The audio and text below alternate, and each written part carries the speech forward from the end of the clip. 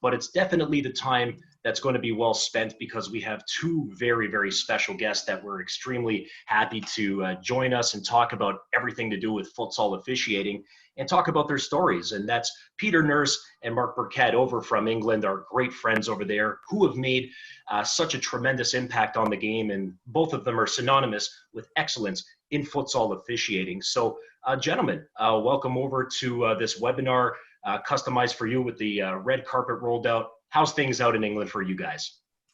Thanks, Chris. Good morning. Very happy to be here. Bit of a wet day in England, but yeah, looking forward to the chat today. Hi, Chris. Hi, everyone who's logged in. Obviously, thanks very much for logging in.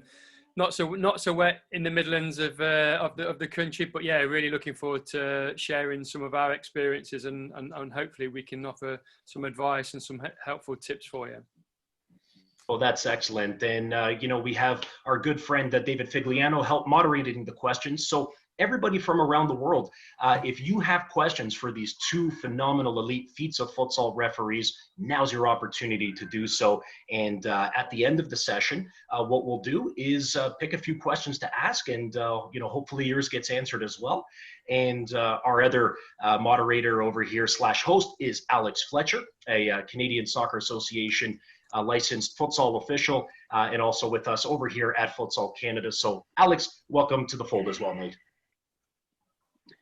Welcome, and I'd just like to say again, today's session is going to be with Marc Birkett and Peter Nurse, and as you know, Chris hosting, and David Figliano is going to be handling a lot of the chat stuff and passing it on and up to us so that we can pass your questions along and make sure that everyone gets some good answers along the way. So I'm going to start today by introducing our two guests. Our first guest, Marc Birkett, is based out of Derby in Derbyshire County, is it, Marc? Yeah, Derbyshire, yeah, in the centre of the country. Yeah, he's been a football ref since '96, futsal since 2004, focused on futsal in 2010, joined the FIFA ranks in 2008, and as you can see, has done some pretty impressive major games over his time, including the 2012 World Cup final as referee 2, it was, correct? Yeah, that's the one, yeah. Yeah, so I've got two questions for you as we talk about your bio here. When you started as a football referee back in '96, what was the one experience that really stood out to you right away? Well, when I've always wanted to be a coach. So in England you can't coach until you're 16. So I took my referee's badge a little bit nervously after being nudged into it by my dad, and yeah, took my referee's badge, and on the first game I ever stepped out on, I was abused by one of the players. So that was the bag packed up, and yeah, wasn't too impressive in the refereeing. But yeah, we kept the registrations going, and we did a little bit of small-sided football, and then stepped back into football again a little bit later on. So yeah, it was a very interesting start, but a start that, in all fairness, many of our young referees here, and I'm sure it's no different across the world, have the same kind of problems. Yeah, no question. We see that here in Canada all the time, and I have no doubt that it's happens everywhere. Second question: in 2010, you focused exclusively on futsal. What was the thing that made that decision for you? In England, as you appreciate, the football pathway is extensive and quite complicated and long-winded to get up. I was working what is now within the semi-professional game from about 2007 onwards. I was getting to a point where you got the FIFA badge in 2008 for futsal. And in all fairness, I much preferred futsal rather than football anyway, because it's faster, it's more exciting. There was a lot more for you to be involved in and get to grips in. And then when you go on the FIFA badge and you sit there and think, which direction am I going? Will I ever make Football League or the Premier League in football, or could I do something unique or do something better in futsal? Then for me, the choice was a no-brainer, really. I was being given an opportunity to have a look at the pathway, and then you're not having to think about two forms of the game, so you can concentrate on one single game and improve yourself a bit more. Excellent, thank you. Now we will go and introduce Peter Nurse. He's based out of Liverpool, which for those of you who are unaware of the team Liverpool FC is based in the northwest of England. He's been a football referee since 2006, started futsal the following year, and he too focused exclusively on futsal in the 2010-2011 era and became a FIFA in 2015. He had the privilege of doing the first ever international matches between England and Germany, and he has done all three major futsal finals in England, the FA Cup, the league final, and the university final. And the belief is that Peter and Marc are the only two that have done this. So the first question I have for you, Peter, is when was the last time you refereed a football match? It's been a really long time now, Alex. I almost couldn't even tell you the laws of the game now. They've changed so much since then. So I finished at the end of the 2010-2011 season, and I haven't picked up the whistle for big football since. I've been to watch the game a few times and sort of thought, got a slight bit of an itch to have a go again. But I always found the game now when I watch the game, especially at amateur level or semi-professional level, I find it so slow. It's almost like you're watching the game in slow motion. You can see what's going to come. And that just doesn't appeal to me anymore. I think I prefer the speed and the dynamic nature of futsal. So I think the itch is well and truly gone to go back to big football. I think I'll finish my career with futsal and that'll be it then. So you talked about how you find futsal a faster game, more engaging, more tactically interesting. Is that one of the reasons you decided to focus on that, I guess about almost 10 years ago now, or were there other decisions involved as well? Yeah, that's definitely one. I was definitely, as Marc said earlier, I was definitely enjoying my futsal more. I really looking forward to my Sunday going to do futsal. It got to the point I was same as Marc, really. We were both in the sort of semi-professional game and doing quite well. Probably about to be promoted to referee at the next level. And it's kind of come to a point really to make a decision.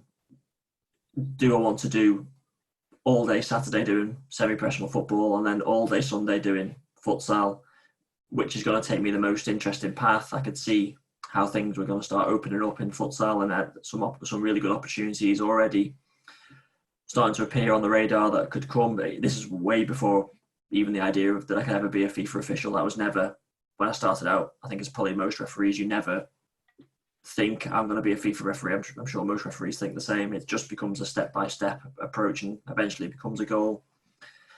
It was just the pull of football and even the maybe possible rewards that football could have offered as Football League or Premier League were. Did I really believe I could get there? I think it's, as Marcus mentioned, it's a very difficult path to become one of those 20 elite officials who'd make it to the Premier League. There's lots of people squabbling for those places. I could just see that the opportunities were there to be grasped in futsal. So for me, it was a very easy decision at the time. Excellent, thank you. And now that we've talked a bit about your bios, we're going to talk a bit about, by the way, Marc, there's a photo of you from the 2012 final in the coin toss. And it might amuse you that Sergio Cabrera is also on the call today, checking it out. Good man. Yeah, he reached out to me last night and asked for info. So this isn't just about personal experience though, because I was really interested in what you were talking about a couple of weeks ago with what the English FA has done and its recent directions towards football forward. And I was wondering if the two of you could talk about that and how that's affecting the game and the culture of the game over in England right now. Yeah, so I mean, the FA is not the quickest organisations to get development opportunities through. So you think I've been involved in futsal since 2004, and we're only really last year had a league that was of a suitable standard really to drive the game forward, that was quite instigated by the federation to get stuck into it really. Off the back of that, then obviously there's quite a lot of development work with the referees. So there was already a lot taking place since way back in 2004, and step by step it's grown. I took on the responsibilities, or the FA gave us responsibilities to be a referee development officer for the FA on a consultancy basis, so it's by no means a full-time position, but to try to pass on my experiences back down through our pathway. So now we have, in terms of referee development, and I'll talk about the game development as well. At the moment now, I lead directly into the referees department at the FA, and obviously they oversee the football side of things and all the budgetary stuff. And then we have some regional coordinators. So we have 4 regional coordinators where the country's divided up. So they have a bit of responsibility for development in terms of engaging new courses, engaging with the local county FAs, to try to obviously drum up some business for refereeing. And then off the back of that, we have a pool of around about 15, 16 tutors, of which obviously Peter is one of our tutors, goes out and delivers the courses. In terms of referee development, our budget isn't massive. We do a lot of things on a shoestring, which you'd be surprised really some of the stuff we have to do, despite being part of what is a huge organisation, being the FA. But as futsal is all around the world, it's extremely small in terms of most federations. So we battle for every last penny and every last resource. But slowly we're getting better. We have 4 official levels of refereeing, so level 1, level 2, level 3, and level 4, and then we have a youth referee as well that obviously sits under 16s, and the pathway is linked really to what the competition structure is like, to make it fairly straightforward. So jumping back over to the competitions, we have now a national futsal series, which you can find on Twitter and Instagram and all the other social medias, have quite a large presence. They've started off with a two-tier competition pathway. So there's a tier 1, which is obviously the top level, and then there's a tier 2, which are teams coming in, and there's a sort of promotion relegation between the 2 combinations, but obviously with the current situation, that's been slightly different. And futsal here, the FA seen futsal at the top tier as being like delivered in central venues. So I'm not sure what it's like in Canada. So and some of the other places around the world. So not necessarily home and away. So they try to build an event that everybody rocks up to. So, and they have all the razzmatazz, the TV coverage, and the highlights package. So and that's a year old, going into its 2nd year this year. So. And that was really, I'm sure Peter will agree, this is really the kickstart, isn't it, mate, really, to be fair. I think before that, we played at the game a little bit, but didn't really take it too far. Yeah, sorry, go ahead, Peter. No, go ahead, Peter. It's been a big change this year, really, to go sort of back to central venues, really. I remember when I first started refereeing our National League back in sort of around about 2010, 2011, we were operating on a home and rather than a home and away basis. We were operating on a central venue basis then, off 3 regional leagues. The league was much smaller then, off a North, a Midlands, and a South league. Going back to central venues is definitely, I think it's been a bit controversial in this country with some clubs. They've liked the home and away aspect and the travel and being able to build a fan base. I think the FA have taken a decision to try and centralise it, as Mark said, to try and build a highlights package, try and build an event and have a consistent delivery around that event, make it look like a professional event, rather than leaving it for the clubs to decide what the nature of the event looks like. It's been a big change this year, big change.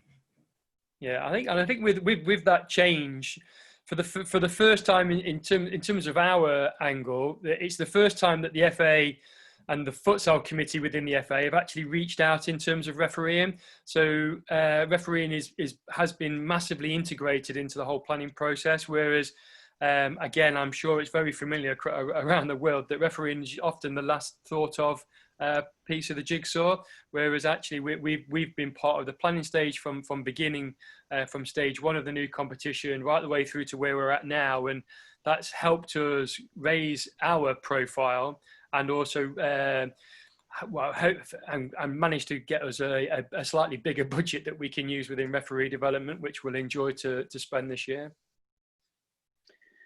So we've actually got a good question from one of our attendants right now.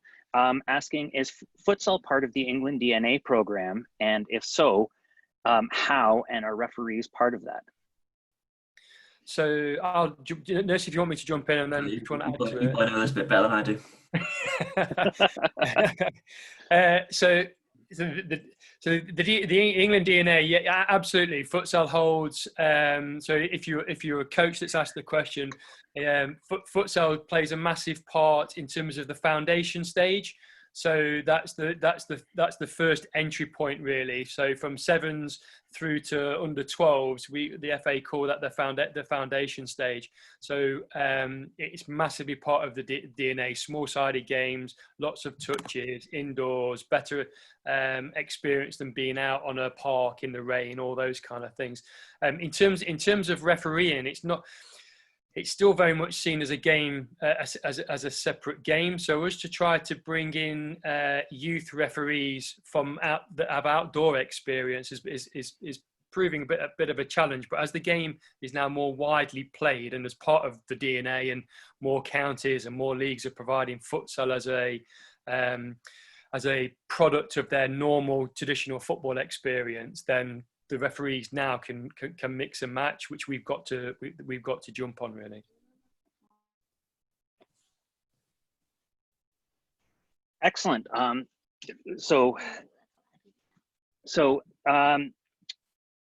You mentioned in there that the referee pathway for referees is simpler than the football referee pathway, being 4 stages instead of, well, about 400 as far as I can tell from discussions with other English referees.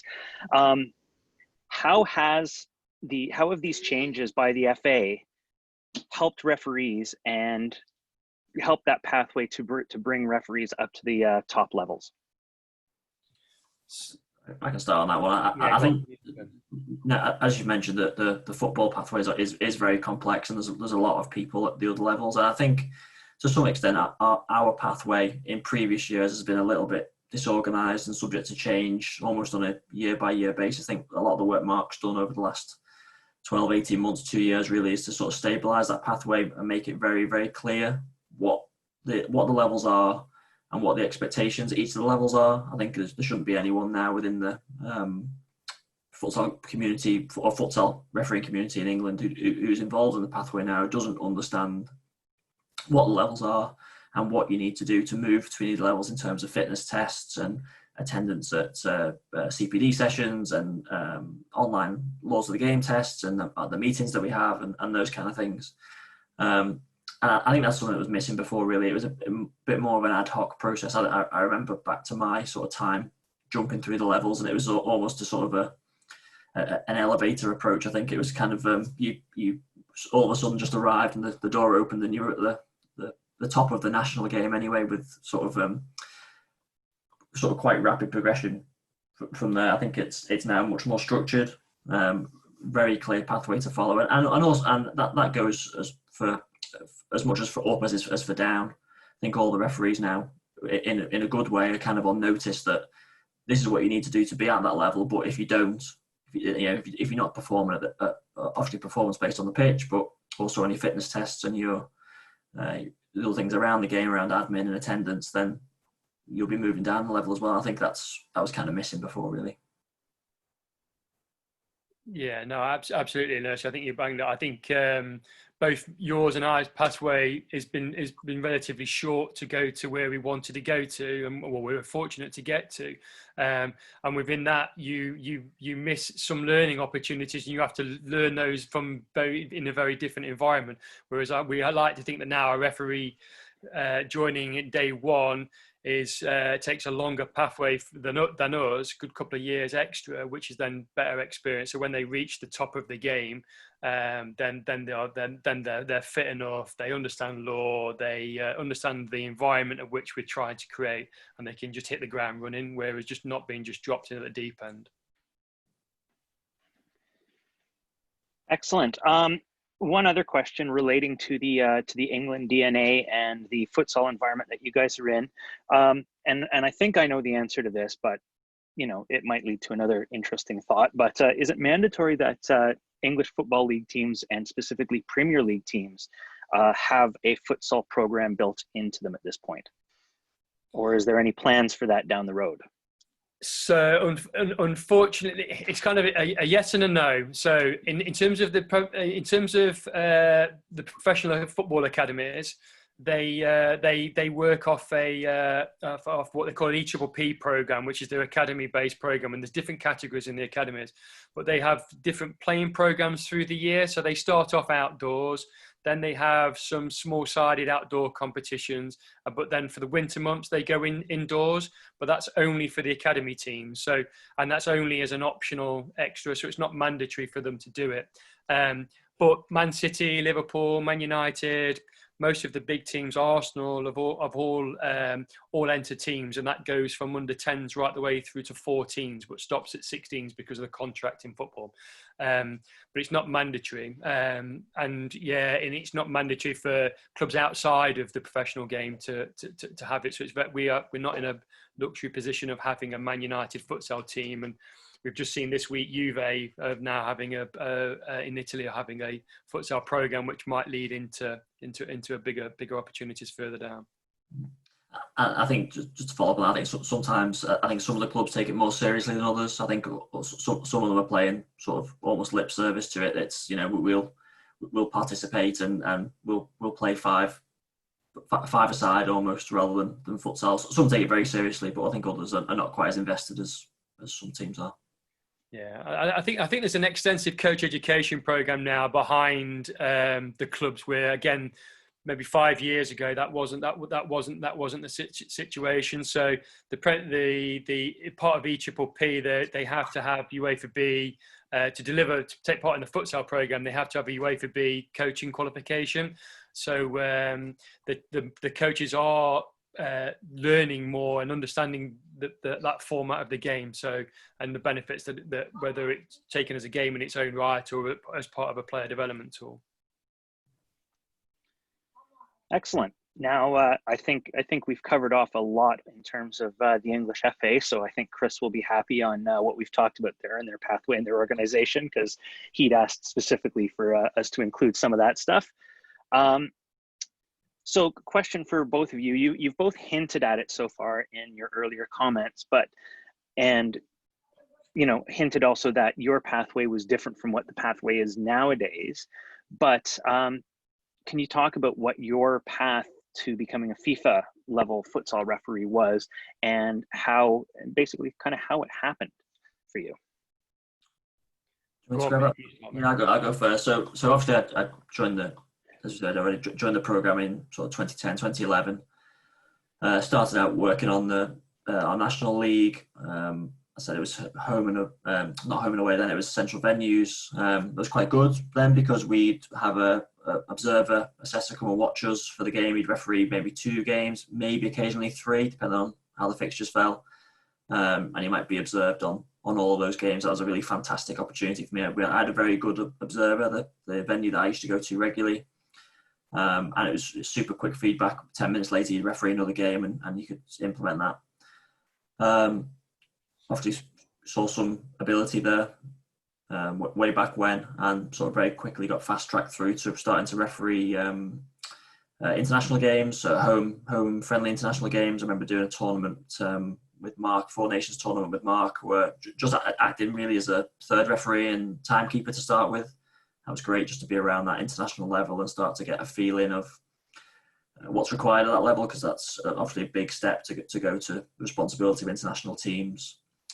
And then from there, really, it was a sort of a long journey, really, slowly building up international experience. I was quite lucky to travel out to France for some friendly games with the England team. That was really good.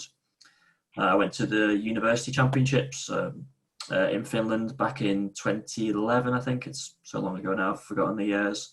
But that was a really good 2 weeks, fantastic tournament, really, really high level, Spanish and Portuguese, Russian teams, along with a host of other European universities. But those games were really, really good. I refereed 2 Spanish teams against each other in a very difficult match with another FIFA referee, and that was a real sort of eye-opener of what was out there and what the level could be. First time really seeing that number of international teams compared to really just seeing our own national level game before that to a large extent. And And then slowly, bit by bit, I was very, very lucky to go to Malta for a 4-nation tournament, sort of as a neutral referee there. The England team were there, but I didn't referee the England team there. Throughout the tournament, that was a really, really good experience. It was almost like a UEFA mini tournament set up as such, and it felt like a UEFA mini tournament. And all those experiences really just kind of built up a CV, really, that slowly drip fed enough for the FA to say, yeah, you can become a FIFA referee in 2015. So a bit of a long road, really, just bit by bit building that experience. And I think when I became a FIFA referee, I think I already had 20-something international matches under my belt. Many of those home internationals with the England team, but 20 or so international matches, which was a really good foundation to be able to know that I could go to my first genuine FIFA appointment with some confidence that I knew what I was doing. Well, at least I had an idea that I knew what I was doing anyway. You like to think. I thought so at the time. I think mine may be a little bit shorter in terms of from the day I started to get to the FIFA badge in 2008. So I started refereeing on some local competitions, really, up in Sheffield whilst I was working as a football development officer up there. So back in 2004. So during then there was a FA had like a Futsal Cup, which was just a weekend central venue opportunity, and I jumped on a couple of those with the FA in 2005 and 2006, and got the vast majority of my, in terms of I suppose, higher exposure experience on those events, and then it come to a place. It was slightly different with nursery because obviously there was a bit of a pathway already linked in. But the FA just approached us in, I think it was about 2007, to hint on whether we'd be interested, if they were going to nominate to FIFA, whether I'd be interested in taking a FIFA badge. Which, if someone's going to give you a phone call and ask you to be a FIFA referee and have those experiences, then you're not going to say no. And then really from there, we kind of, just before then, again, like nurse, I did some home international games as timekeeper, third referee, and then obviously on the pitch as well. Went away with the England team to Belgium and refereed. My first international game was Holland-Belgium, which for if you know your geography, they're next door to each other, and it's a bit of a rivalry in terms of football. It's quite an interesting experience, but what a great experience to have as your first game. And then again, similar to Nursey, I went away 2008 and 2010 and 2012 with World University Games, which are the best university teams, but international sides. So some of the players that you will see now on the international teams on a futsal court have come through that pathway. 10 days really of intense games, 2 or 3 games. We're involved in 2 games a day, but there was 10 games a day across this couple of facilities. But not only whilst you're refereeing, you get the opportunity to watch the games, soak in the atmosphere, soak in the tactics, and speak to all the referees that we had available to us on hand. And we had some fantastic people. Pedro Galan was helping, and we had some referees that were coming to the end of their international careers on those competitions as well. So to share the court with them was brilliant. And then 2008 was my FIFA badge, and it just kind of it's just escalated from there really. First competition was an under-21s competition. Then you go through the learning cycle of UEFA Champions League and the other international competitions, and then that you get the chance for the Euro, and obviously the picture that's in the background here in 2012. So in terms of pathway to that game that you can see on there was extremely short, which is very rare really.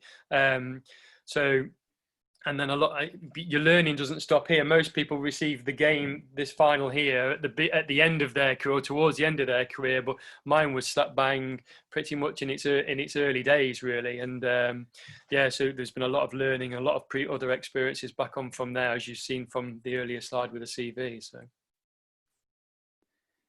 Excellent. Thank you both for that. So one other thing that would be interesting to know for a lot of people is what kinds of things go into your preparation for refereeing matches at the FIFA and UEFA levels. I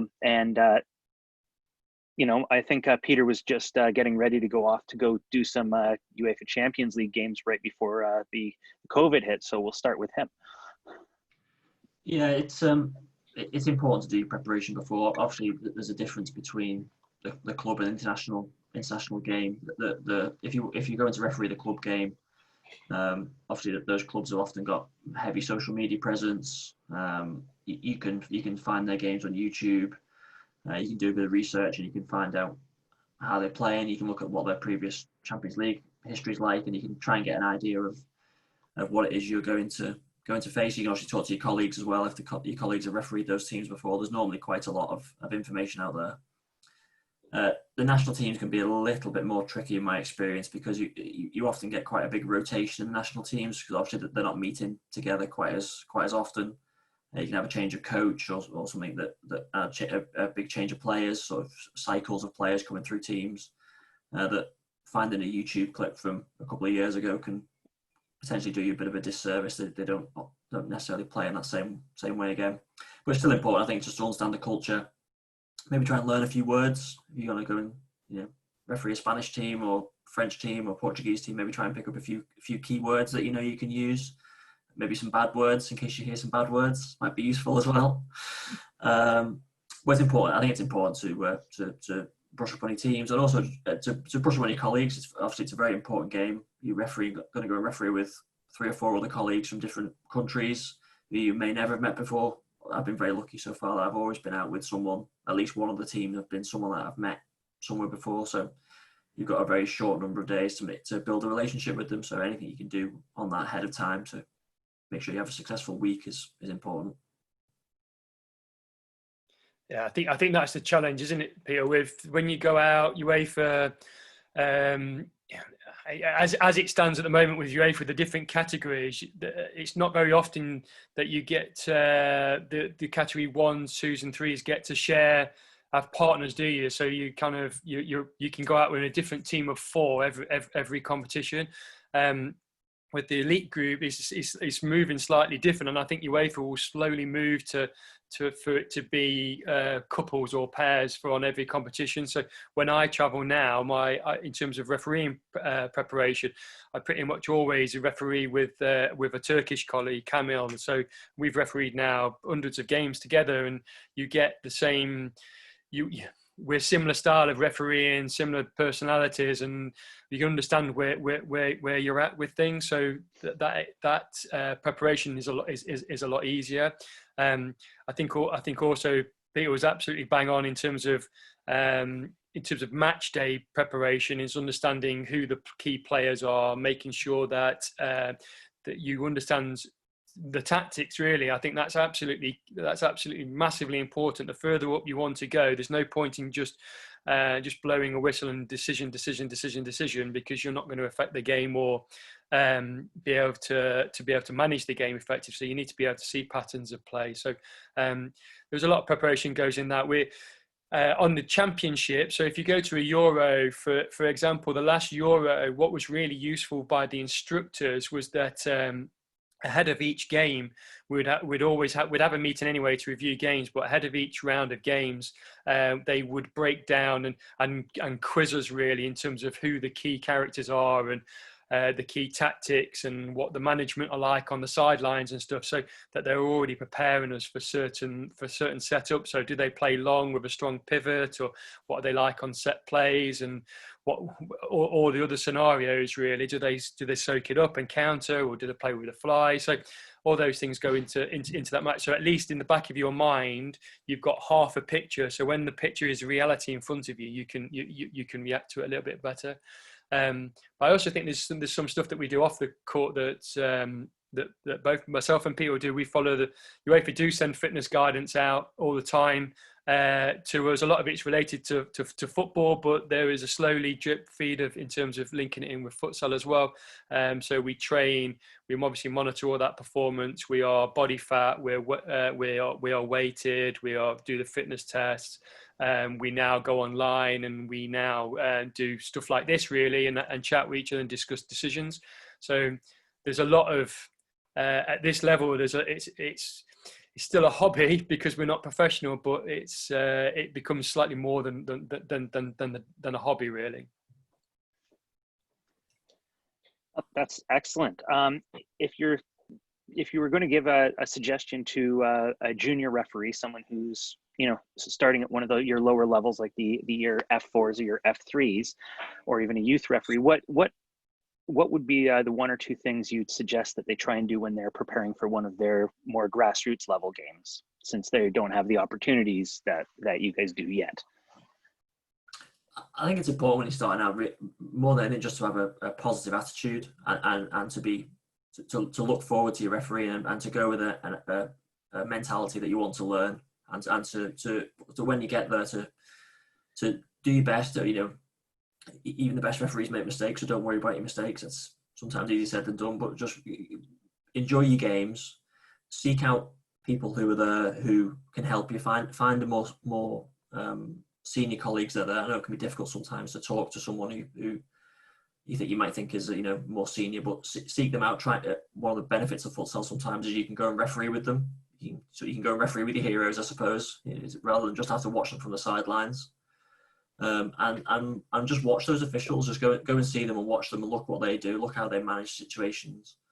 If I cast my mind back to my football career, some of my best experiences when I learned the most was watching a referee in the middle get it terribly wrong. You can learn so much from just watching another referee, just go with the positive mindset and go and enjoy yourself. That's the most important thing when you're starting out refereeing. Don't take it too seriously. Obviously, the game's important and take the players expect you to do a job, but enjoy yourself. That's the most important thing, and the progression will come through that enjoyment and wanting to be there. If you want to be there, you'll do it. Yeah, One question I have, you mentioned about, enjoying being a referee. What's the most enjoyable thing for you as an official? What's the one thing you enjoy most about officiating futsal? For me, I think there's definitely there's a buzz when you walk out with the teams, and that kind of energy that starts of a game when it's kind of all before you, and it's got to come. But then also at the end of the game when you blow that final whistle, I've delivered a game, whether it was good, bad, indifferent, hopefully good, but you've delivered a game. It's finished.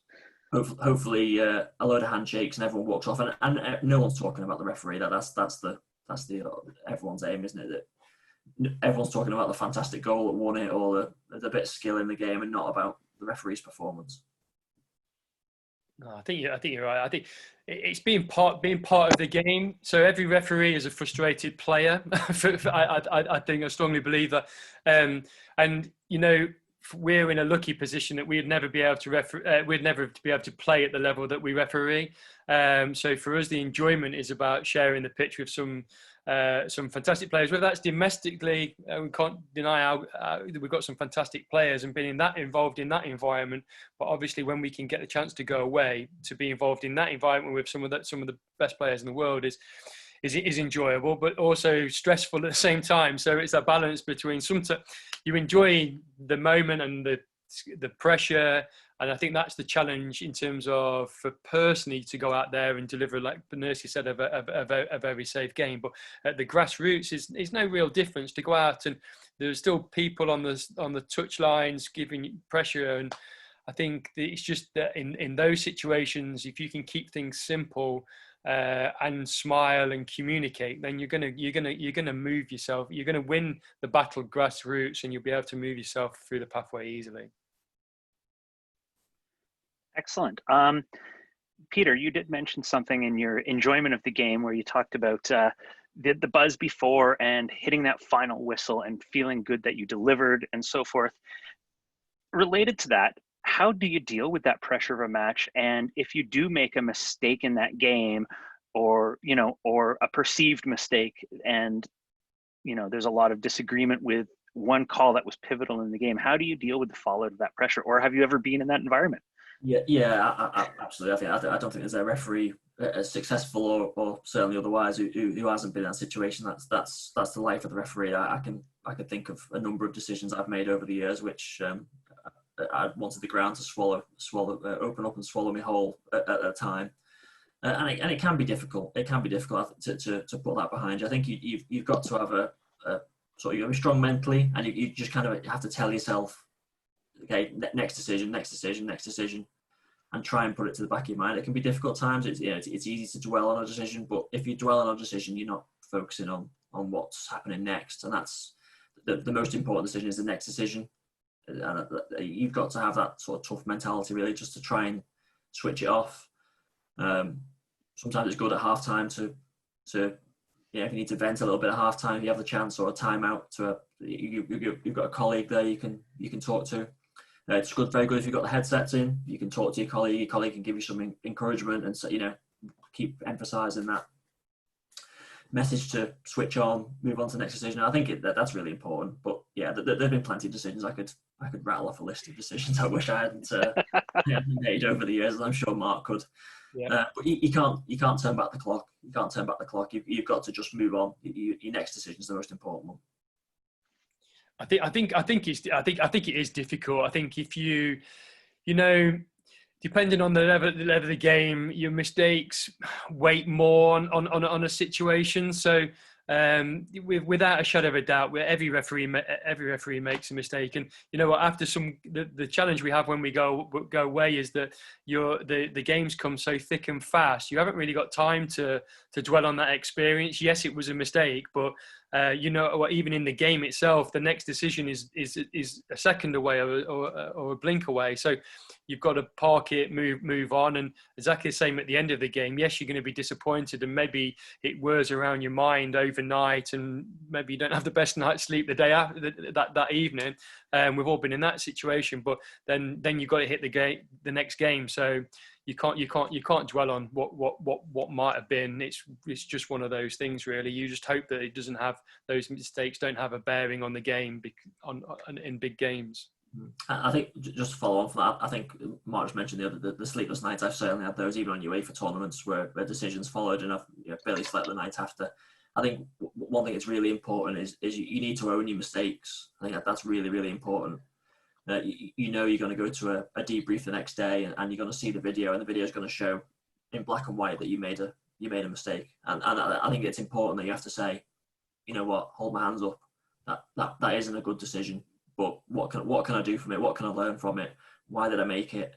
Understand the reasons for it, and take that to the next game and move on from it. And I think that in some ways that's quite good. It gives you a bit of closure sometimes, that it's been dealt with. You've talked about it. You've maybe got some advice about how you could change a position or a situation or concentration or something, and you can move on from it. But I think it's important you own your decisions. You're responsible for them, so accept them. Absolutely. If you lose in sleep the night after, which you do because it's in your mind, it's because you care. And if you could just wipe the slate clean properly, then and sleep through peacefully. Sometimes I don't know. Maybe you don't care as much, but yeah, it does go through your mind, because you want to give a good experience for everybody, don't you? Not just yourself. Excellent. I think we've hit on most of the questions I had, even though I don't have to ask them, because you guys talked about a few of them already. So we're going to talk a bit about law changes next. And I found another picture of a nice English versus Poland back in, I believe it was 2018 here down at St. George's. So just wanted to share that for a moment so you can view. And today we're going to talk about, we're going to highlight 4 law changes. Mind you, there's at least 40 or 50 that we're not talking about today. And of course, if anyone's watched football over the last few years, especially the Leeds United promotion and championship trophy the last 2 days here. Yeah, my team, sorry guys. A lot of changes that have been introduced in the game of football over the past 4 or 5 years are being brought over to futsal right now. Things like the kickoff, the handball, the new handball laws, changes to the penalty kick mechanics, and so forth. So we're not going to talk about those so much, because we're going to focus on 4 that are much more significant to the game of futsal. And they are these 4: kick-ins, substitutions and substitutes, duration of the match change, and denying obvious goal scoring opportunity. Obviously, we're leaving the most exciting one till the end because we want to keep people engaged here. So I don't know how you two want to talk about these, but I've got a couple of little notes on each and some videos that we put together over here. And go ahead. So I'll jump in on the kick. The change on the kicking really is very, very, very straightforward. Personally, I thought the law changed a few years ago now, back in 2014-15. I think they made the previous change on the kicking to allow you to take it behind the line. I personally thought that was a good law change. I thought it kind of sped the game up a little bit, allowed a little bit of margin for error with the players. And for me, I didn't particularly have a problem with it. I didn't too often have to manage a player to say, bring the ball closer or turn a kick in around because it wasn't close enough. That might be because our venues in England are generally pretty small. There's not really enough space for them to do otherwise. But obviously the law's changed now. The ball needs to be on the touch line and on the line. I think it makes it very clear. It's back to a black and white decision now rather than a sort of bit of a grey area. It does mean, I suppose, from a management point of view, that the opposing team are going to be looking very definitively now. There's no grey area for them now to look. The ball's got to be on the line. If you referee any youth futsal, obviously this is a key lesson now to make sure the ball goes on the line. My experience generally of youth futsal was that they were generally putting it on the line anyway. I think that's the way they've kind of been taught, but that's roughly important. I think really one key point, it's not really about law change really, but just in terms of management of the game, I think for any of the aspiring referees out there or current referees out there, the kick-in, you might think, oh, it's only a kick-in, it's the most simple thing in the game, but it's probably the most common restart in the game. It's the thing you do the most. It's a great opportunity for you to manage the game through a kick-in. It gives you an amazing opportunity on a regular basis to control the speed of the game and the flow of the game. So use that kick-in to your advantage. You can, if you want to let them play quickly, you can let them play quickly from a kick-in. If you want to slow the game down because the game needs to be slowed down a little bit for whatever management situation you need to in the game, the kick-in can be there to help you with that. One final thing I think I'd say on kick-ins is that it's very, very easy to switch kick-ins the opposite way around because they didn't take it in 4 seconds, or they didn't take it from the right position, or it wasn't on the line, or the foot was on the pitch. There's so many reasons to be able to switch a kick-in in the opposite direction. And I would strongly, strongly discourage everybody from being quick to switch a kick-in round. I think for me, it's a great opportunity to have a connection with the players and to help the players and to help the game. You shouldn't get bonus marks for being the referee who switches kick-ins around. You shouldn't get a pat on the back for switching kick-ins around. For me, that's a sign that in most cases you failed to do your job and failed to manage the game. There's really good opportunity there to help the game and help the players. So try and help them, especially at the youth game, but even at the adult game. Try and help the players with the kick-ins. If the ball's not quite on the line, let them know. If they look like they're going to put the foot on the pitch, let them know. If they're not going to take it in 4 seconds, help them with a bit of a count to let them know that they're getting close to the 4 seconds. Try and help the game. Don't be the referee who just whistle straight in the mouth and switch it the other way. It doesn't look good for people who are watching the game. It just looks awkward, and it won't get the players on your side. So very simple restart the kick-in, but use the kick-in to help you. It's a key tool. So in other words, don't pull out the magnifying glass on a kick-in and be more management. For me, it's kind of unnecessary. I think, there are some observers and assessors out there who'll give referee a big pat on the back for switching a kick-in round because it wasn't taken in 4 seconds. Okay, great. But, you could have helped the game a bit more. They could have helped the flow of the game. And you can be certain that player who you switch a kick-in round on isn't going to come and help you later in the game. All right, we have 2 videos here. The first one looks black, but it actually will show something. These are both from the FA Futsal sessions that they did online.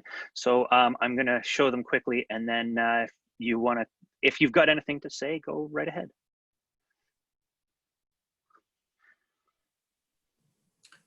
So we can see it, obviously the player's going to encroach now, so we're going to stop and restart. Okay, so just think about how you can help the players. Players need that space to be able to play. But then if you look at the placement of the ball now, when he takes that kick, obviously we're at an angle now, so you can't tell exactly, but it looks pretty certain that's behind the line. The ball wouldn't be over the line, so that would be a foul kicking under the new laws where it would have been allowed under the old laws. It's just more important there. Again, to talk to the player, just let him know it needs to be on the line. We're actually going to have a transition period now where there's going to be lots of players who we know aren't always super versed in the laws of the game. So again, help the players, let them know that it needs to be on the line until everyone's familiar with it. And that would be there a good opportunity when you've dealt with the encroachment to turn to the player and make sure that the ball's in the right place, I'm assuming? Yeah, absolutely. Excellent. And now we're going to look at the correct one, which is like a 2-second video of it in the right place. Pretty straightforward. Yeah. Really, I suppose just a reminder to emphasize, it's the same as the goal line. So think about the I don't know if you have the Hawkeye goal technology in soccer over in Canada or not, but just remember the whole ball has to be across the line. It's the same here. The ball doesn't have to touch the line, but the circumference of the ball has to be over the line. So you still have a margin to be behind the line, but some part of the ball has to be over the line. Excellent. So our second one is substitutions and substitutes. And Mark, you can speak to this one. Yeah, no problem. So FIFA, obviously they've just done the new laws of the game, and then within about 2 days or whatever, they sent out an amendment regarding the substitution procedure. As you can appreciate, in the current situation, then there's going to need to be some common sense applied. So whereas we're used to in futsal now to make a substitution by bib hand to hand. Obviously, with COVID, the opportunity for transmission and cross-contamination, etc., then FIFA have decided that up until the 31st of December anyway, that they're going to put a hold on the bib to hand. And you can now, the substitution will be completed once the player is left the pitch through the substitution gate, if that's what they're going, unless they're obviously injured, and then the player, the substitute enter in the pitch as normal through the substitution gate, and then they can handle the bib accordingly to obviously look after that. So a small change, but very very common sense in the current situation. But must stress that that's till the 31st of December for now anyway, until. If anything, hopefully the situation dies down a little bit and we can resume to normal. And I think have you got the other bit about the yes, yes I do, and I have a quick question for Peter on the kick-in. It came in right as we started talking about substitutes, but it's a good question. I want to catch it up with there. Sure. Your thoughts on a player using the ball, their foot to position the ball for a kick-in? That's fine. Absolutely fine. Yeah, absolutely fine. Okay, and that allows us to go on to watching this video, and I'm not putting up the note about it here until we watch it.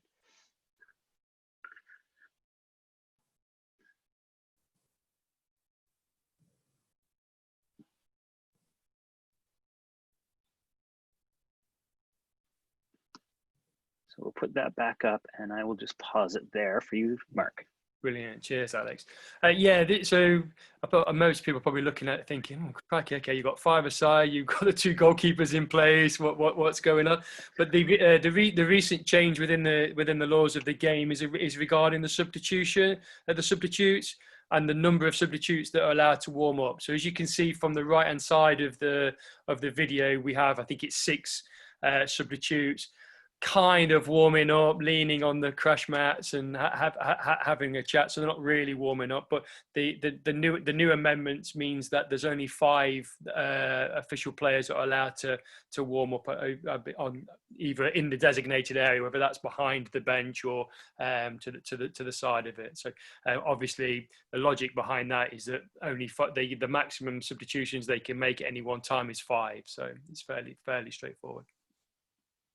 I think this might seem like a simple one. I think this is certainly for third referees out there who are used to herding cats during a match. This is an important one because you very often see, particularly at the start of a game, first half, the whistle will go for the match to start and the bench will just empty and they'll all be stood up watching the game. I think it gives the third referee more tools available now to get them to sit down.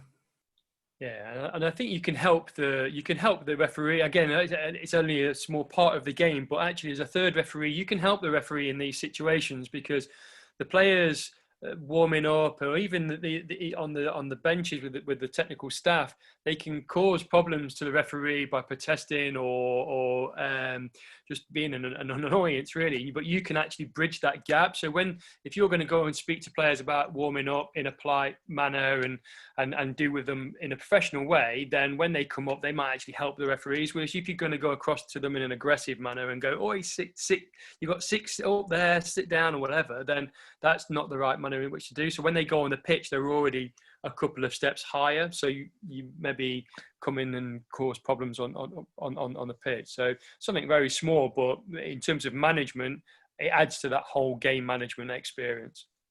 I think just generally, I think there's a lot you can do for aspiring referees here. There's a lot you can do here around managing the game before the game starts. When you're going to talk to the coach, obviously now you can mention the COVID situation with the substitutions, but even before that, whenever we do return to the normal, reminding them to hand the bibs is important. Reminding to use the gate as a substitution zone. Talking to them about where you can get the timeout card from and how to use a timeout card. I think as a third referee, it's not about being a police officer. You need to build a relationship with those guys, and especially on a small tournament, you're going to probably referee them the next day. So build that relationship. It's not about being a robot or being a policeman. You need to build a relationship there. Great. So now we move on to the duration of the match. And as I mentioned when we were talking about this a couple of weeks ago, Mark, this is a great one because it takes 2 pages of flow charting down to a whole sentence. So it makes life a lot easier. But I'm sure there'll be many problems with it, I'm sure. So for me, I think this one sort of ruins my life because this was a gold mine of laws of the game questions for anyone who takes part in our weekly quiz and the person who writes those weekly quizzes on our Facebook page. And this was a regular source of great topic for those. So it's really it's so simple now that there's nothing to think about really, but almost for the referee. As soon as you hear that acoustic signal start to sound, the game is over. That's it. No thoughts about was the ball kicked, was the ball thrown, what's its flight, is it going to touch someone, what if it touches an attacker, what if it touches a defender. All that's gone now, back to really as simple as it could be, is that as soon as you hear that acoustic signal start to sound, the match is over. That's it. So I'm sure that there'll be plenty of people who will be deleting rafts and rafts of videos that were going to be used in training sessions. That had, there's loads of these out there. Something happens as the hooter goes. Doesn't matter anymore. As soon as you hear that sound, game is over. Go on, sorry, Alex. I think that the initial change was there was a complication in one of the World Cup games where there was was it Italy, Brazil, I think it was, where a situation on the goal line, in or out, on the buzzer or not. So it's interesting that it's reverted back to what would have been the old law, but it does make life a lot easier because you're not then now focusing on that touch, did it hit the post, hit the goalkeeper, go in, and all those kind of strange situations. It's just very clear. Whistle, the horn goes, whistle finishes, gone. So both of you obviously feel that this will be a lot easier for referees moving forward, right? Yeah, I think so. I think that there's going to be a transition period. I think players now know, certainly under the current laws, they're looking at the clock and they're getting ready to take a shot before the end of the game on the chance that it might go in. I think there's going to be a period where they're not going to know that, a bit of education. But I think for referees, it'll make it a lot easier. So one good question for you: how do you deal with a goal that's really close? Impractical measures. Once the horn goes, it's not a goal. end of the game.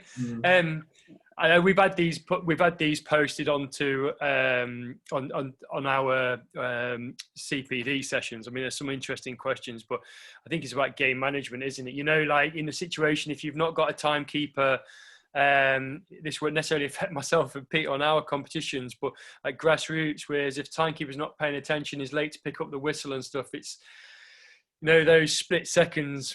You're going to go with what the game management allows you, aren't you, really, to things? So you probably end up giving the goal. But while we're fortunate to say that klaxon will go, and then or the referees timekeeper's whistle will go, we know that game's ended. So yeah, it is pretty much black and white now. There's no grey areas on it. The interesting situations will be around that second bullet point with the direct free kick and the penalty, direct free kick with a 6th foul, and the penalty kick, in terms of when those fouls happen, because there will be situations where they'll be very close, like Peter said about getting shots off and then somebody clattering somebody, and whether it was just before or on the buzzer. So that's where we need to pay a bit more close attention. But vast majority of the games, 90% of the games, will finish normally now with people just stopping play. So just a couple of things, Alex, maybe a couple of tips really around the management at the end of the game. Firstly, if you're lucky enough to have the communication system, or even if you're not, it's good to get your third referee to count down the clock. Obviously, as a referee, you don't want to be looking at the clock while the last few seconds of the game are playing out. So you need to have your eyes on the pitch to focus what's going on there. But if your third referee can either tell you verbally, 60 seconds to go and 30 seconds to go and 10 seconds to go, so you at least have an idea when the game's going to end, so you can be sort of extra focused, if you like, for those few seconds, or you can hear it over the comms kit. That's useful to know what's going to happen. That's really important. And then I forgot the other point I was going to say was now. To know your venues and know what the acoustic signal is to end the game in your venues. Don't be surprised at the end of the 20 minutes or 40 minutes when you don't hear the who to go. You should know that it's a quiet horn. So some of our venues use portable scoreboards. They can be very, very, very quiet, especially if it's a noisy venue. Some of them have got a huge big siren that you can hear miles away. You should know, as a referee, know what to expect. Know if it's a quiet horn, so you need to be switched on to that last few seconds. If you got a big buzzer, then you don't need to worry. But yeah, be switched on to what your venues are. But a bit of preparation. So we have a question here from one of our guests. If a foul happens at exactly the same time as the acoustic signal goes, what are you going to do? And I'm assuming there's a different answer if this is fouls 1 through 5 versus 6+. But I leave that to you guys. Go on, Nancy. So fouls 1 through 5. Unfortunately, that's it now. Under new laws, that's it. You're not extending the game. In the case of 6 or penalty kick, then you're going to extend the game to take that kick. No additional time added onto the clock. You're just taking that kick and finishing the game with that kick. I think it's the same principle as before, whereas that shot had to be released before the buzzer. So it wasn't on the buzzer. So the foul has to happen before the buzzer. So because as soon as the buzzer starts, that's the end of the game. So that's the differentiation, isn't it? So a foul just immediately before the buzzer, then the buzzer goes wherever the ball is ends up, then you're going to come back for the 6th, 7th, etc., or 10 metre or shorter, and then the penalty kick. So that's where it needs to be key to be different. It can't be on the buzzer. The foul can't be on the buzzer. I've just seen Dave Dixon's comment, yeah. Unless 1 to 5, of course, is a penalty kick. Yes, then. Yeah. Yes. It's good to know someone's keeping check on us. And just this is again, this is probably slightly outside the laws again. I think just to think about the management of the situation as well. If you've got a game which is 10-0, do you really want to extend the game to play 11-0? Just think carefully about the management situation. If it's a very close game, it could be a very important decision there that you get that right, and your law knowledge is good that you're doing the right thing. So another follow-up question to that, of course, because we've now dug ourselves into a hole and we're going to dig as far down as we can. So if it's fouls 1 through 5 and it happens that split second before the acoustic signal, and end of the game, because you can only extend it. So that bullet point is very clear. So you can only extend it for the 6th, a cumulative foul, or beyond the 6 a cumulative foul and a penalty kick. 1 to 5, it's normal. It's just end of the game. It's happened. It's gone. Yeah. So in other words, basically, there's no real time to take the kick. We'll just chalk it as the foul and move on. Yeah. Well, yeah. Yes. Yeah. If you get that far, yeah. Yeah, because if we're in the second half, obviously going into extra time, we keep the number of fouls. So that could be important there. Yeah.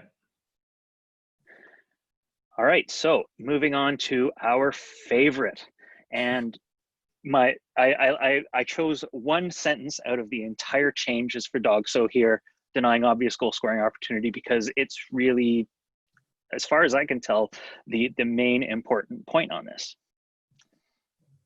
What does unguarded mean? Absolutely, Alex. Yeah. It's the main point. It's the main talking point anyway, if nothing else.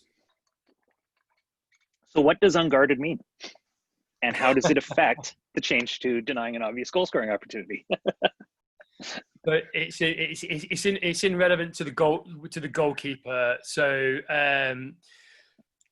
it moves it away from what we're used to seeing in football, where the old last man and all those kind of things come into play. Whereas in futsal, it's slightly different. So the opportunity in futsal to score a goal with the goalkeeper guarding the goal is a lot less because of the size of the goal and the distance, etc. Right, so the goalkeeper can be a lot bigger than in a football goal. So in the context of this, really, is the key point is if the goalkeeper, and bearing in mind it could be the fly goalkeeper as well. So whoever's under goalkeeper responsibilities needs to be guarding the goal, and it's within the penalty. It's within the penalty area. So because obviously the difference is they have the opportunity to use their hand. Where an outfield player doesn't have that opportunity. So that's the key change, really. So you will see some situations, I am sure, going forward, particularly on counter-attack opportunities where players are fouled, with the goalkeeper guarding the goal close to his goal, then it will be a yellow card and not a red card in the new laws. So we do have 2 videos here to share as well. And I'll let you speak to those as well once they play here. So the first video relates more to the goalkeeper being outside their penalty area, which is not really any change. So we'll see as the keeper goes up, there's a flick on, goalkeeper handles the ball outside the penalty area, clearly denies goal scoring opportunity. So covering defender or not, the goalkeeper that's there. That would be a red card in the new law, as it was in that clip. So nothing really changes there. Different situations arise on the second clip, which then becomes a bit more clear in terms of the new amendment.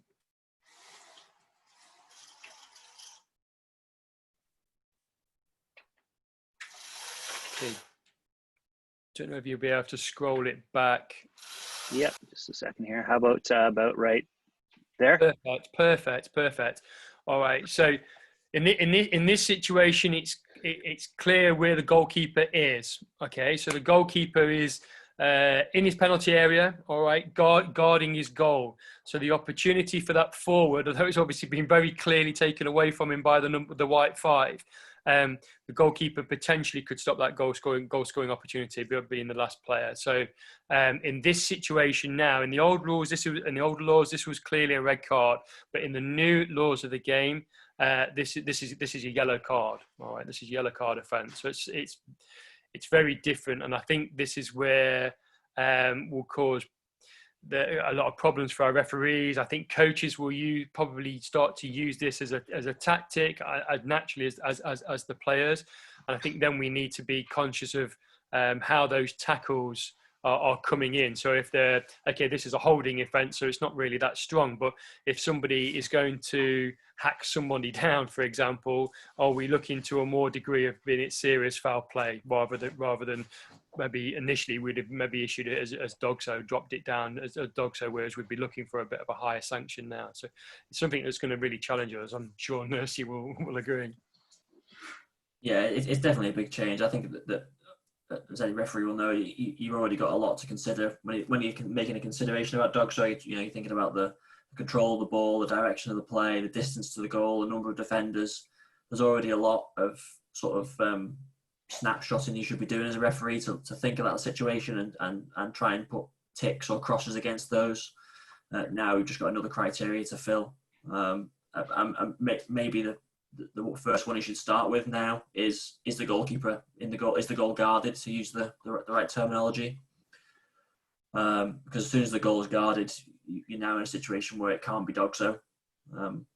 I think the important point, as Mark mentioned before, is that you just need to think now about players using this as a tactic now to know that any one-on-one situation where the player would be through with the goalkeeper, that they can foul them by whatever means now, and they can't, as long as the goalkeeper's there, it can't be dogso anymore. So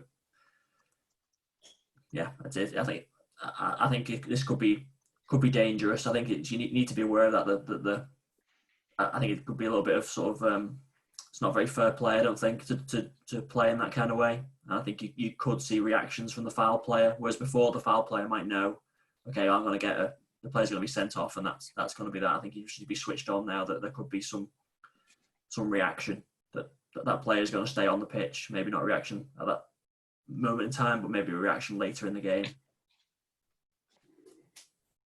I agree, and I think we had a good situation that raised this morning, where maybe in that video clip towards the right hand side of the goal, if the goalkeeper maybe had been still in his penalty area, does he come out and make some kind of challenge for the ball on the far towards the corner of the penalty area, and then somebody plays the ball across and then there's a foul? Well, then it's a slightly different situation, because the goalkeeper isn't just in front of their goal, and he's well out of the goal, and then you've got to look at the goal scoring opportunity. I think there's one thing also to kind of top up the discussion, although that is pretty much one of the main points. The other context of what football changed, maybe I'm not sure if it was last season or the season before, where there's genuine attempt to play the ball as opposite to holding, and then if that happens within the penalty area and denies goal scoring opportunity, now that's a yellow card, not a red card, but holding and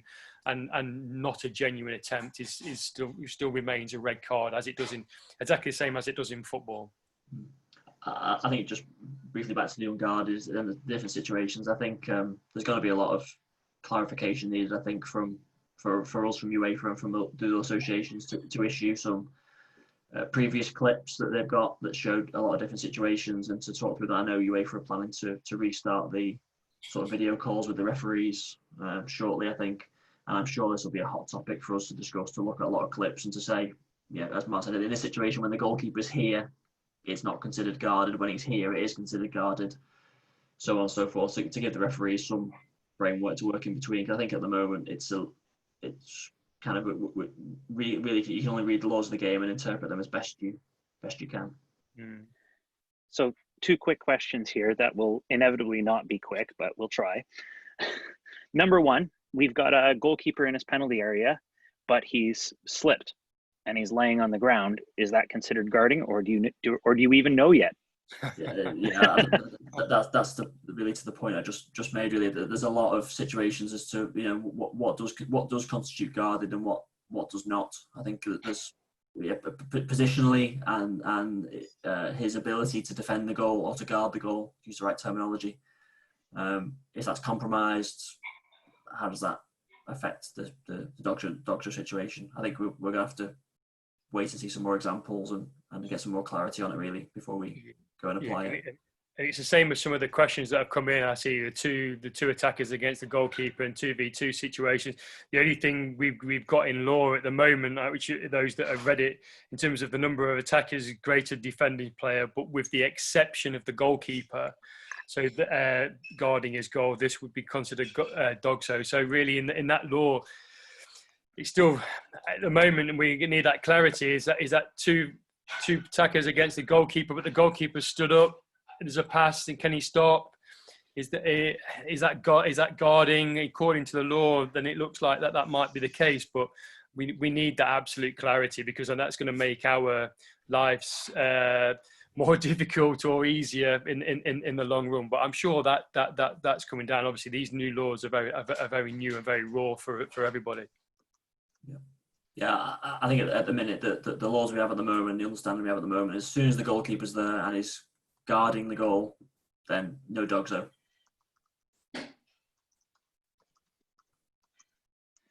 All right, so that comes to the end of our law change session, and we've got an open floor for questions. And of course, it's not just going to be questions coming in now. David has passed me on several questions so far, so I'm going to work my way through them and throw them at you two to answer here.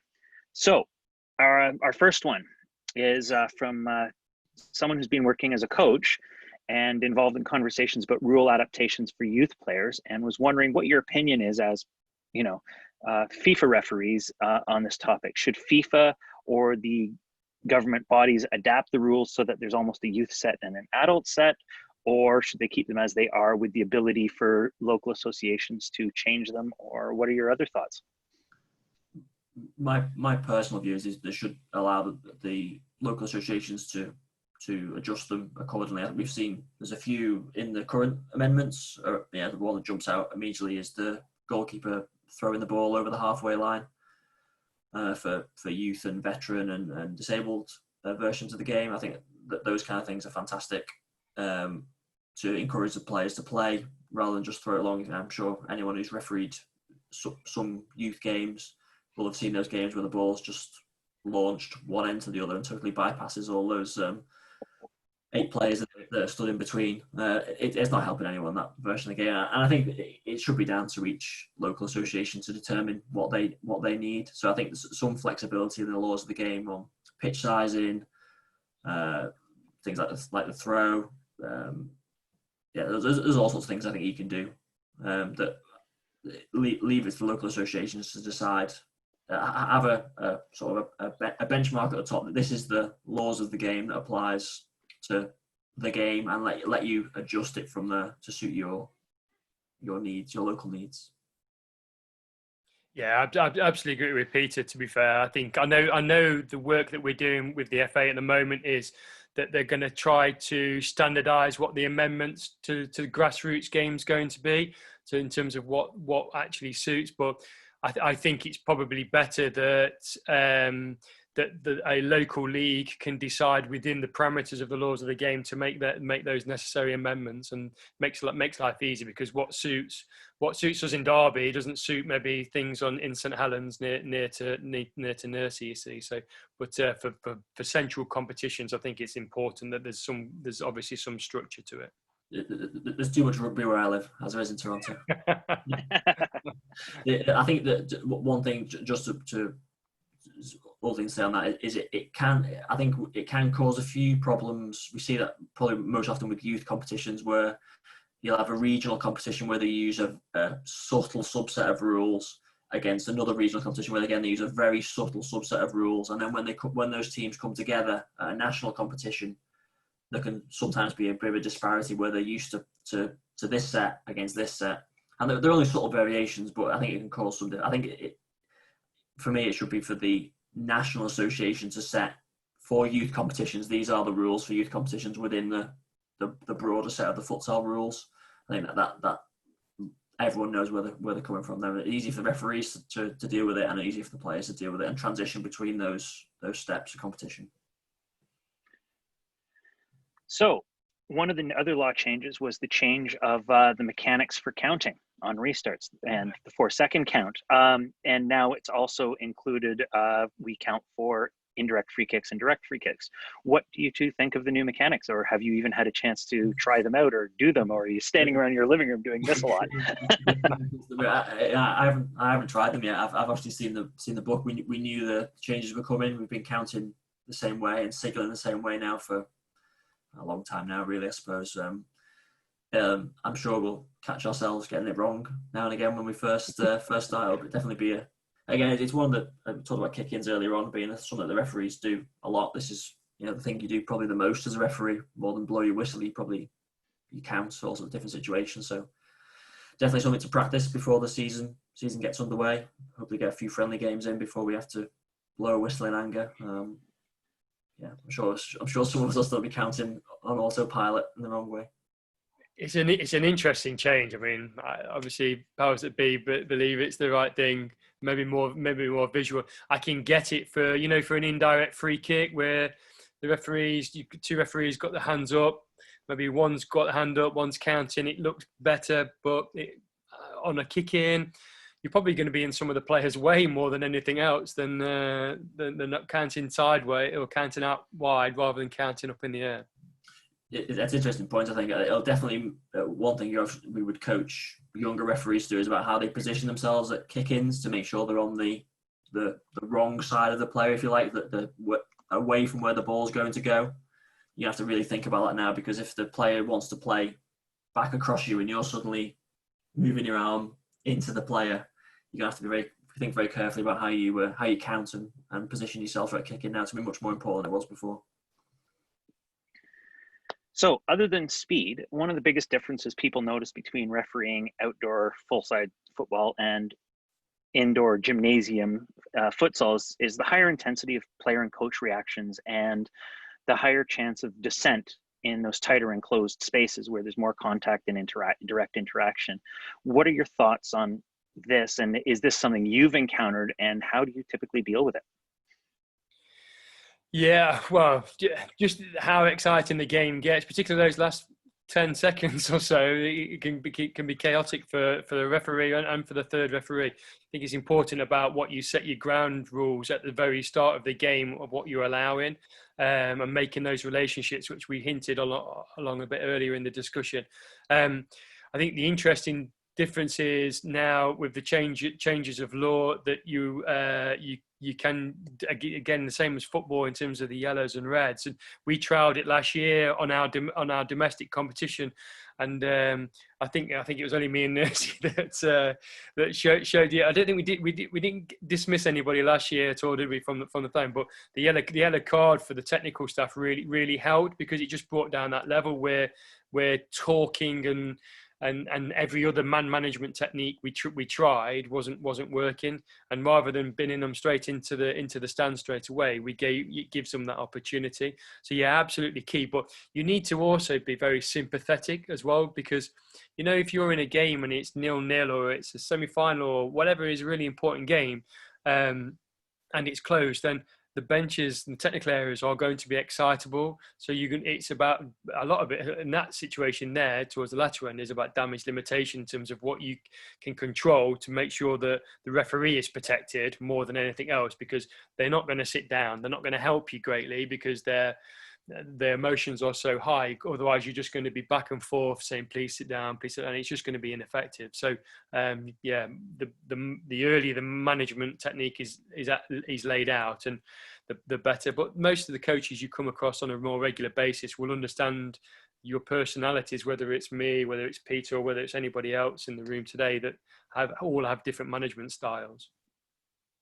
Yeah, I echo exactly what Mark's just said there. It's about building relationships. I think it's easy to be a policeman or a robot and apply the letter of the law by the book. You won't be particularly successful if you try and be 100% by the letter of the law. You need to have some flexibility there and a personality and some relationship and knowing when the right time to go to there are times when you shouldn't go to the bench. It might seem slightly counterintuitive. There are times when you shouldn't go there, and there are times when you should. And I think we need to kind of pick your moments and pick your battles, really. Okay. In some countries, futsal is often seen as the inconvenient little brother to football, as I'm sure you guys have noticed in your past history as well. This question comes from someone in part of Canada who has trouble convincing some of the younger referees to try futsal out as an alternative career path. So what advice might you have for a young football referee that might be interested in futsal but still wants to focus on football as the main activity? And what skill sets might you learn in futsal that can help you with your football career, or vice versa? I think this is a common theme. I'm sure Mark and his work as an RDO has seen this plenty of times and probably spent more time than me trying to convince referees to come and give futsal a go. I think I said sort of very early on that watching football to me now is like slow motion, even relatively high level football. Certainly a semi-professional game. It's like almost a non-event really. You can see things happening before they're going to happen, and that was the main skill really that I got from my football refereeing when I was still refereeing football, was that everything was just so much slower that you knew what was going to happen almost. And those quick decisions when they did come were second nature. That the speed of it was so much better. Back to the original question, I think I'd just encourage anyone to have a go. I think you can only lead a horse to water, really. It's just another string to your bow. Even if you come and do it and it doesn't lead anywhere for you, and your focus is football, that's fine. That's absolutely fine. It can't all be FIFA Futsal referees or even top level futsal referees. But it's just another opportunity. It's another avenue that might give you something, might give you another experience that you've not had before. Different people, different teams. Especially if you're a young referee, I think anyone who's keen referee when they're young, you should be doing as many games as you can on whatever you can. I think back to my sort of spreadsheets I used to keep of games. You're doing hundreds and hundreds of games those first few years. Just because you're soaking it up. It's all just good experience, good or bad sometimes, but in the long term, good experience. Yeah, no, I agree with much of what Nursey said. I think we unfortunately or the federations undersell the value of what futsal can provide for referees. So everybody will look at Messi and Ronaldo and the great players that have come through playing futsal as players and then gone on to the bigger stage. Well, they got a lot of their skills by working in small spaces, by having more touches of the ball, by playing at a high intensity.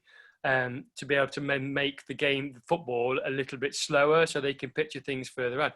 For refereeing, it's exactly the same. So in a futsal court, you're going to make more decisions over a standard futsal game, 20-minute halves, than you are going to make in a football game. So you're making in futsal, you're making decisions every 2 seconds or so. In football, you're making them every 4 or 5 seconds. So the speed of thought is completely different. The challenge is the concentration on the game. That's a huge impact. But actually, if you're making more decisions, refereeing is all about making decisions.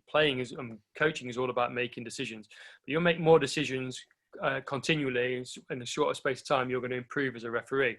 So that will help you in football. We've had many referees. People will know that we've had 5 or 6 referees now that are working within the higher echelons of the Football League and on the Championship in terms of football that have been in and around futsal at the beginning for a good few years. Now, I'm not saying that's a massive contributing factor, but each one of them, if you speak to them, have all made their benefits.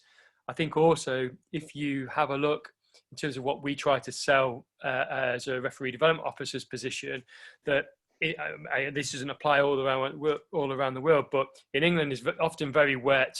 The seasons are never really, the pitches are not always great. You get a load of abuse off the sidelines vast majority of the time. You go out to referee a mini soccer game or 11-a-side game as a 14 and 15-year-old, generally on your own and with a lack of support in the main. Whereas if you flip that and you come inside, well, you're never going to get wet. You're always going to be warm. So it's a bit more attractive. The games is faster. There's the parents, not all the parents know all the laws of the game in terms of futsal. So you win anyway. So you're 50% better than the parents already. But then there's always somebody there. You work with a partner and there is always somebody facilitating that competition. So you're very rarely left on your own in terms of futsal. And anybody starting their refereeing days in their early days needs support. Peter mentioned about a perfect mentor earlier in his career. Without that, then you're not going to go very far. And I think futsal offers that as a package already. We don't need to think too greatly into it. It's already there, available. We've just got to sell it better. Fantastic. So this is an interesting one that kind of builds off of your comments that you just made about, as a grassroots ref and so forth. In your grassroots games and for moving up levels, what kind of advice can you give to referees that have to help sell their decisions that are completely correct under law, but often take the players by surprise? That's the life of the referee. life of the referee. So I think there's no silver bullet answer to this one. I think it's a combination of things. I think one thing is your fitness and positioning, which there's no shortcut to other than hard work. You need to be there or thereabouts in the right positions and places, be that on the grass pitch or on the futsal pitch. You need to be in credible positions to give credible decisions. So that's the first part. And I say that there's no shortcut to that. You need to put the work in to get there. You're not going to be fit by sitting on the couch and playing PlayStation. You've got to put the work in. And then secondly is obviously laws of the game knowledge. That's a key topic for me. That's something I spend a lot of time reading the laws of the game. You can't be a successful referee without a very in-depth knowledge of the laws of the game, and not just knowledge of the laws of the game, but knowing how to apply them as well. You've got to have those two things. But with a combination of them, the chances of you getting those decisions right and the players accepting those decisions are going to help. Now you can add a bit of magic, management of situations. Have you got are you a funny referee? Have you got a quick line, or you can, have you got something? If you got it, then great, then use it.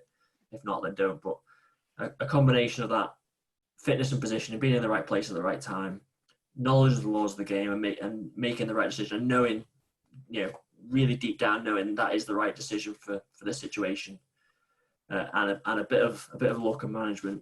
That's how you convince players that you get decisions right, and being able to do that consistently as well. It's not about one decision here or there. You need to get the players to believe. You need to get the players to believe you over the course of 90 minutes or over 40 minutes.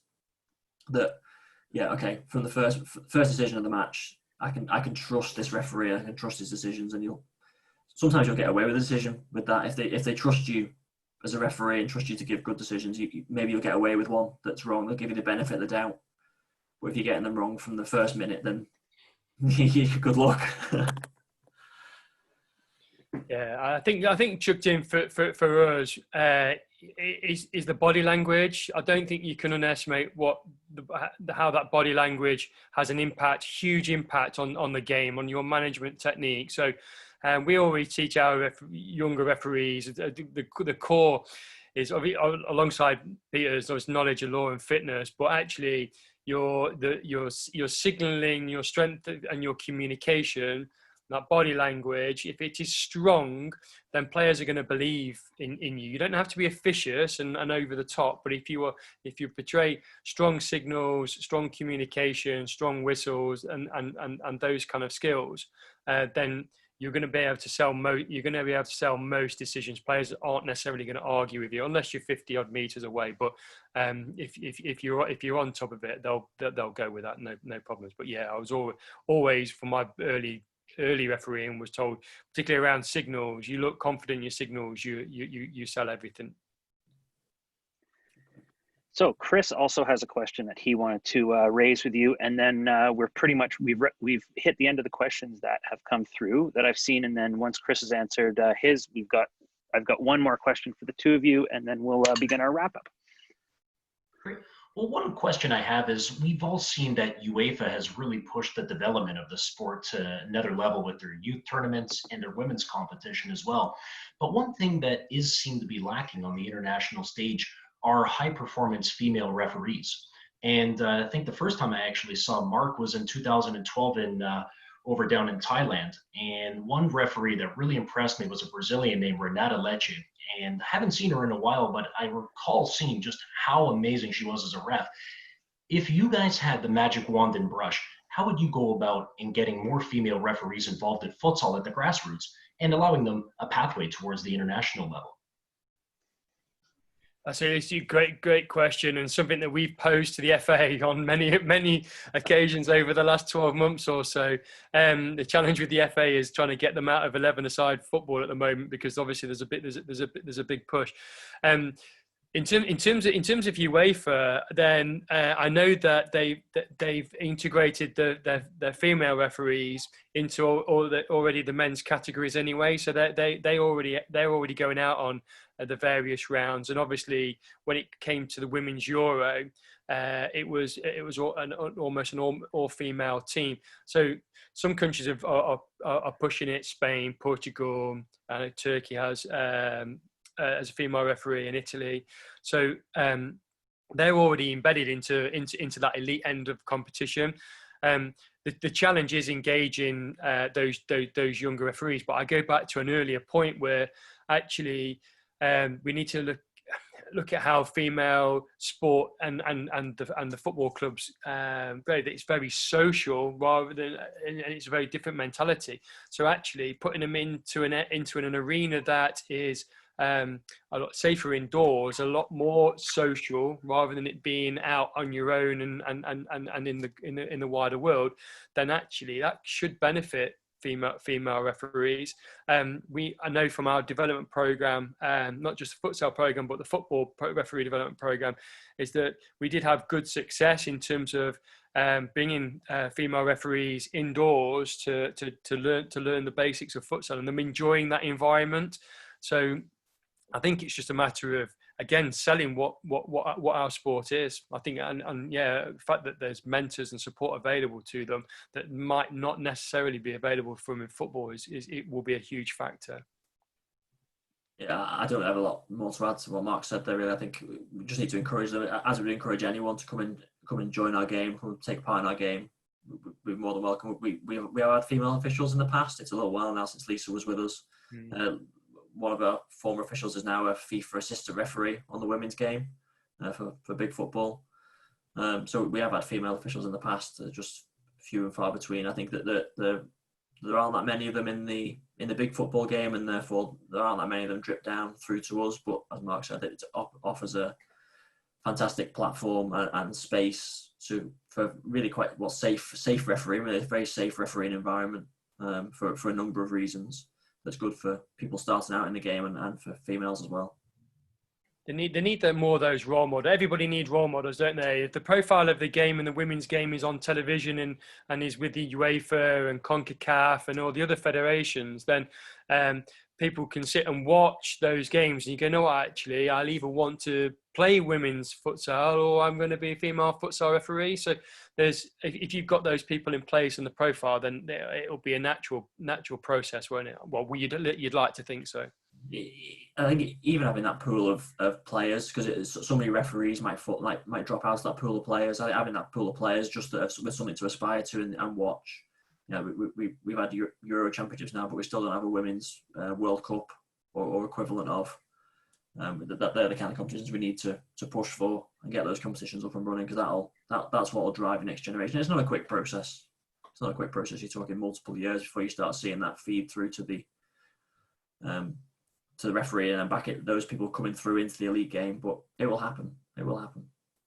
Yes, and fantastic answers from both of you guys. And in particular, I think pushing the women's game is going to be even more imperative after the IOC has essentially, gotten rid of the Youth Olympics in Dakar for another 4 years, which is a big hit because obviously futsal, that youth tournament in Buenos Aires, was a smash success. And it's very rare to see the IOC and FIFA, come together and agree on things like that. But it was just a great success. So hopefully we can push forward and eventually get that Women's World Championship and convert it to a FIFA Women's Futsal World Cup, which would then allow an opportunity for Olympic futsal. So that's my next question coming up.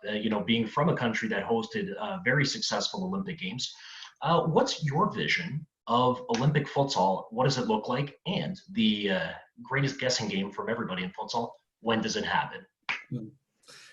Well, I've been saying for a long time, personally, I think they should take football out of the Olympics and just replace it with futsal. I think I've always found it very hard to see the rationale behind giving Olympic medals out for football. I think if you're a footballer and someone says you can win a World Cup or a European Cup or a Premier League or a gold medal, I think you'd take any of those previous three over the gold medal. I think most footballers would say that the prestige isn't there. I've never Olympic sports. I know it's supposed to be a kind of an amateur tournament. Really, I know it's not, but that kind of mentality of sport, I've never really understood football in the Olympics. So for me, I would take take football out and just drop futsal straight in there, as we know it now. And when do you think? When do you see it happening, Peter? Here. I don't. I think we've all been sort of wishing. We keep hearing little drips. That obviously the Youth Olympics in Buenos Aires was a like seemed like it might be the tip of the iceberg, maybe, or we would that'd be our wedge in the door. It doesn't seem that maybe that's going to be the case from what you were saying a moment ago, Chris. I'm not sure I see it happening anytime soon. I think that the Olympic calendar is already very congested. I think that they're already very tight limits on the number of sports they're able to fit in. Seems some other sports seem to be able to get in better than we are. Maybe bring in more money or something. I don't know. I'm not really sure, but I'm not sure I see it coming in. I wish it would. I think it'd be fantastic for the game. It's very, they're already doing things like handball, so they've already got the venues are already there. So the format of the game and the timing of the game fits very easily. It's very easy to watch. The rules can be a little bit difficult to understand, but I'm sure that can be explained as it can be with handball. I'm not sure. I wish I could be more optimistic, but I don't see it happening. I think it's a real challenge, isn't it? I think yes, we all know that it would fit. You pick futsal up where it is now and drop it in the Olympics, and it would be a big success. I think the challenge is that at the moment the confederations not all have women's competitions. I think that's a huge step. I think if we can be more inclusive across the board and everybody have a male and female pathway, then that puts us in a bit of a stronger position as a game going forward. But the challenge you have politically, I suppose, with futsal joining the Olympics is that I think the IOC only really want one version of the game in there, and at the moment football equates to, as much as it, like Peter's point, it's, do you want to play in Olympic Games or do you want to play in a World Cup? Well, you want to play in a World Cup, so you move it out of the Olympics, but it equates to more than half of the ticket sales for Olympic Games. So, and unfortunately, money and politics like that talk. So when you try to remove football out of there, it's a bit of a difficult. So I'd like to think we could be optimistic, but with the rising cost of Olympics, it's a huge challenge. And if they're taking it out of youth games, that's a huge step as well in terms of going backwards. But each confederation can only keep trying to make sure that its individual offer is equal really across the board, male, female, youth pathways, and puts us strong then. Agreed, and I think I'd personally like to see the Olympics revamped so that certain sports go into the Winter Games, so it's not just an ice and snow, level. But more importantly, I think futsal could take a bigger role and take a bigger stage, if you will, than athletics or wrestling or any of the other sports that the Summer Olympics has. And with the amount of cities now not looking to host the Winter Games, I think it would just be imperative to do that, because then you could include countries from South America and Africa and Asia that don't necessarily produce, snow and ice sport athletes out there. So I think it would be a great thing for, FIFA and the IOC to hopefully come towards out there, and ultimately that would lead to a better development, I think, for the sport, a bigger profile, and of course provide professional opportunities for coaches, players, and of course referees as well to put some money in their pockets. So that's all I had to say on my side, and I think I'm going to throw it back to Alex and let him take it from there. Great answers, guys. Thank you. All right, so Peter, Mark, last question for you for the day. What is one tip or takeaway that you want to make sure that everyone attending today hears from you and takes away with them? And I'm going to start with Peter first, just because he's beside me on the thing and Mark's one over from him. Thanks, Alex. So I've obviously shared a couple of things around kick-ins earlier on, but for me, one of the big topics we've talked about today is laws of the game. That's really should be one of the key pillars of your refereeing career, whether you're at the start or whether you're in the middle or at the end of your refereeing career, or you're not a referee anymore and you're an observer or just a casual watcher of the game. Knowing the laws of the game and having a deep knowledge of the laws of the game is really fundamental to your success in the game. We've obviously got a unique opportunity now of a change that we've not had for a long time, but also the opportunity that we've got some time to study away from active refereeing. I don't know about Canada, but we're not sure when we're going to restart again. It's not really on the horizon at the moment. So we've got some time now to take these laws, soak them in, have a read of them, do some reading about them, talk to your colleagues. Just take some time now to look at the changes, particularly, especially we've had so many changes, like Alex mentioned earlier on, 40 or 50 changes across the game. It's not just a couple that we've had in the past. So take the time now to have a read of the laws of the game, get yourself familiar, and be ready for when we are ready to restart, that you're ready to hit the ground running. And I suppose from my angle, just obviously Peter's points are absolutely important, as are many other areas. I think for me personally, put it onto the pitch in terms of our active, is to have that, is to understand what your personality is on the pitch, and how that's going to have an impact. So that whole body language that I spoke about, for me is absolutely huge, because players ultimately have to trust you, and the coaches have to trust you in terms of what you do, plus the instructors and the observers in the stand. And if you don't if you don't have a strong personality, or you're approachable, you can smile, you can and you can be confident in the right moments, then you're going to come unstuck along the way. So for me, body language and personality are the big ones for me. Perfect. Well, I guess with that being said, for anybody interested in learning about what we're doing here over at Futsal Canada, we're on Facebook, Twitter, Instagram, all the stuff that the young kids are good with and that I'm not with. So just have a check out there. And I'd love to hear, Mark and Peter, is there any way that anybody can follow you guys online and, check out your journey as you guys consistently stay at the top of the FIFA chain? So from a FA point of view, if anyone doesn't already, follow our FA Futsal Referees channel on Facebook. So we're posting updates on what we're doing nationally there. And then once we get closer to the season starting again, probably from the beginning of August, I think, in terms of quizzes, there'll be a quiz available every week on a Monday morning.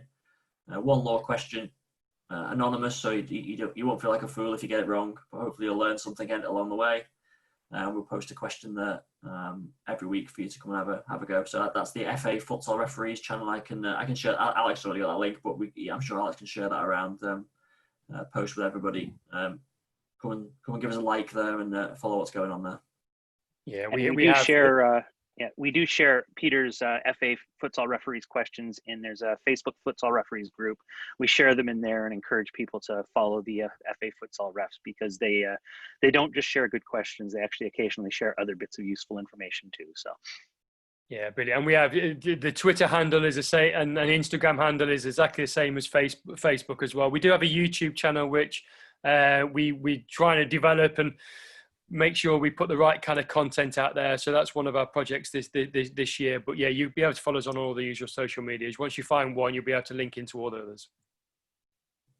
That's perfect. And hopefully we get to see you guys meet in person in Lithuania next year. Fingers crossed. Fingers crossed. Excellent. Well, with that being said, we want to thank everybody who's joined us from around the world, whether you're a referee, a coach, or just someone who enjoys futsal. We really appreciate you taking your sweet time here on the Saturday, very valuable time to spend with our special guests, Peter Nurse and Marc Birkett, two of the creme de la creme in international futsal, not just past and present, but the future for sure. So thank you for joining us around the world. And of course, on behalf of everyone at Futsal Canada, Peter and Mark, we can't thank you enough for taking the time to share your journey, experiences, and expertise in the game. And just want to give you a very heartfelt Canadian thank you. Very well. Thank you very much for the invite. Yeah, thank you very much for the invite. We're very privileged and honoured to be asked. So brilliant. Thank you.